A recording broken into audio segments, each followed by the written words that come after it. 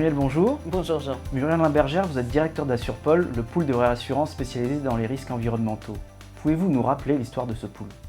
L'histoire commence en juillet 1976 avec la catastrophe de Seveso, un incendie industriel qui provoque une propagation de dioxines avec des conséquences sanitaires et écologiques majeures.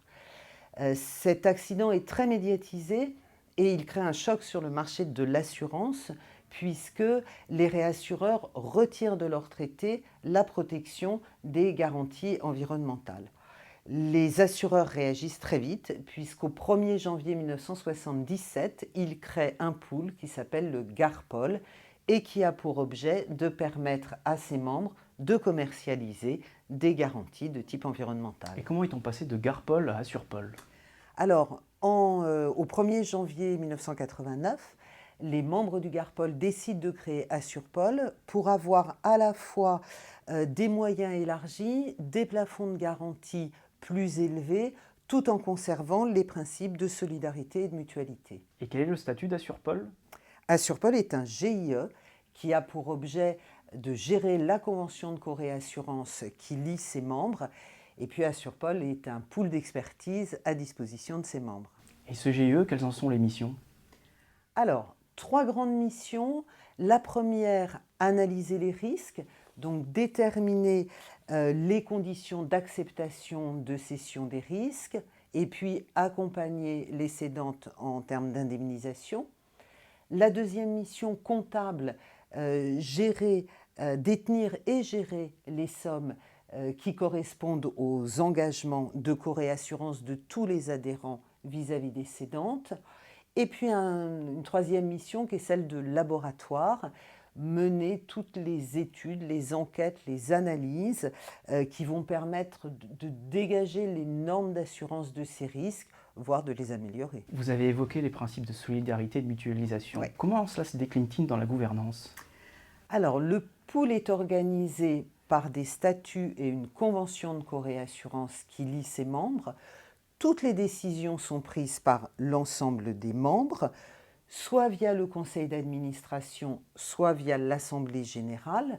Et c'est l'assemblée générale qui approuve les comptes, qui décide de l'entrée ou de la sortie de certains membres, mais également qui valide le règlement intérieur qui est l'organisation, le fonctionnement interne du pool. Et puis ces instances, c'est un lieu d'échange extrêmement riche pour comprendre les besoins des membres.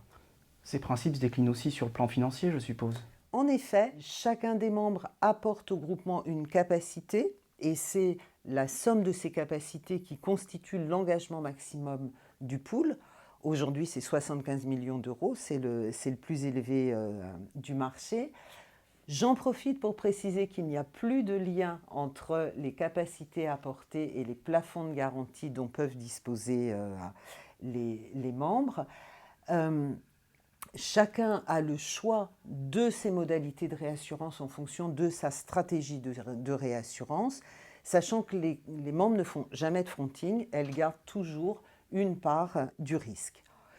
Et puis en tant que GIE, eh bien, par construction, notre bilan est à 0 et donc les résultats bénéficiaires du pool sont redistribués à ses membres au prorata de leur capacité. Donc vous proposez une expertise complète et pointue à vos adhérents sur les risques environnementaux. Oui, l'idée, c'est vraiment de permettre à chaque membre de se développer sur le risque environnemental en fonction de sa taille et en fonction de ses moyens. Aujourd'hui, dans le pool, nous avons 43 membres, 7 réassureurs et 36 assureurs, ce qui nous permet d'avoir une vision extrêmement large du marché, à la fois en termes de type d'assurés, des entreprises et des collectivités locales, par exemple, mais également en termes de taille de risque, ça va de la PME au grand compte, en type d'exercice de l'activité. Évidemment, nous avons les exploitations de sites, mais également de la prestation de services en transport, en construction, par exemple. Et puis, nous balayons tous les secteurs d'activité de l'économie, bien au-delà des déchets et des hydrocarbures qui sont les 2 premiers qui viennent à l'esprit. Quels types de risques sont couverts dans le cadre du pool? Alors, le pool couvre les risques de responsabilité civile engagée du fait de dommages à l'environnement, mais également les risques de pertes pécuniaires que peuvent subir les assurés du fait de dommages à l'environnement. C'est la commission technique qui définit les conditions standards d'acceptation. Donc cette commission technique, elle est formée de 15 membres. Et le rôle du pool, c'est de fédérer les compétences, également juridiques ou ingénierie de ses membres. Être dans le pool, c'est bénéficier de la mutualisation des compétences. Pour les non-initiés, pouvez-vous donner des exemples de conditions standards et de conditions non standards? Alors, les conditions standards d'acceptation, on pourrait un peu les comparer aux conditions générales des assureurs. La commission technique, elle va définir le périmètre, le contenu de la garantie, elle va définir les principales exclusions, elle va définir par exemple les conditions d'intervention à l'international. Est-ce à dire que le pool ne peut rassurer que sous des conditions standards? Alors, pas du tout. Pas du tout. Il est extrêmement important que chacun de nos membres déjà ait la plus grande liberté sur ses conditions de garantie. Les conditions de réassurance, elles correspondent à la plus grande partie des besoins. Mais bien sûr, des dérogations sont possibles et c'est même une part croissante de la souscription du pool qui souscrit soit sur la base des textes propres des cédantes quand elles en ont, soit sur la base d'intercalaires de courtiers ou encore sur la base de cahiers des charges d'auditeurs, notamment en appel d'offres publics. Et je dirais que par construction, le pool sait être souple et proposer des solutions adaptées. Vous parlez de solutions facultatives. Assurpol Oui. propose-t-il aussi du traité? Bien sûr, nous proposons des traités. L'idée, là encore, est d'être le plus en adéquation possible avec la stratégie de réassurance de nos membres. Donc, ça peut être des traités en quote-part ou des traités en XS. Nous proposons également des facilités ou FACOB qui permettent d'adresser un segment d'activité ou un pan de portefeuille. Et généralement, ces FACOB sont pré-pricés, ce qui rend beaucoup plus souple et facile pour nos adhérents la possibilité de souscrire. Et comment se situent les garanties du pool sur le marché? Alors le pool a toujours été précurseur en matière de garantie. Dès 2008, nous avons intégré la responsabilité environnementale, nous avons intégré le préjudice écologique dès sa construction jurisprudentielle, bien sûr après sur la base légale, y compris en après-livraison. Et nous venons de réaliser un benchmark de nos conditions standards qui nous a permis de constater deux choses. La première, c'est que le texte des compagnies non membres du pool sont souvent une copie de nos anciennes conditions générales.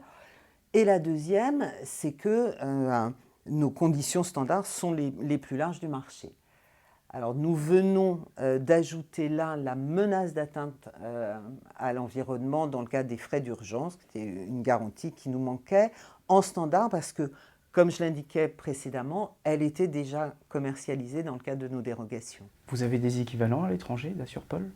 Oui, il y a un pool italien et un pool espagnol que nous rencontrons tous les ans, avec qui nous échangeons à la fois sur nos pratiques et sur nos enjeux.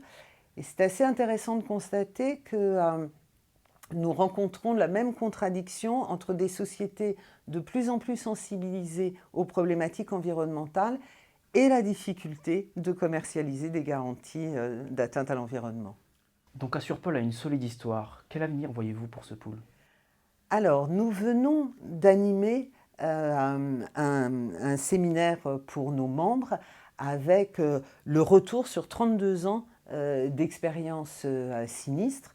Depuis 1989, le pool a géré 1227 sinistres et nous avons un peu moins d'une quarantaine de déclarations par an, ce qui donne au pool une expérience unique qui lui permet effectivement de se projeter. Et lors de ce séminaire, on a eu un exercice de prospective pour essayer de déterminer ce que pourraient être les sinistres de demain et leurs coûts. Et puis après, je dirais que quand on voit que l'idée de pool est celle qui est retenue pour répondre à un risque aussi compliqué que l'assurance climatique, et dans un contexte où Paris souhaite retrouver une première place en matière financière, je pense que nos membres sont conscients des avantages de souplesse, de liberté et de stabilité que leur offre le pool. Muriel, merci pour toutes ces informations. Merci Jean. Vous pouvez retrouver toute l'actualité de la PREF sur notre page internet ou sur les réseaux sociaux.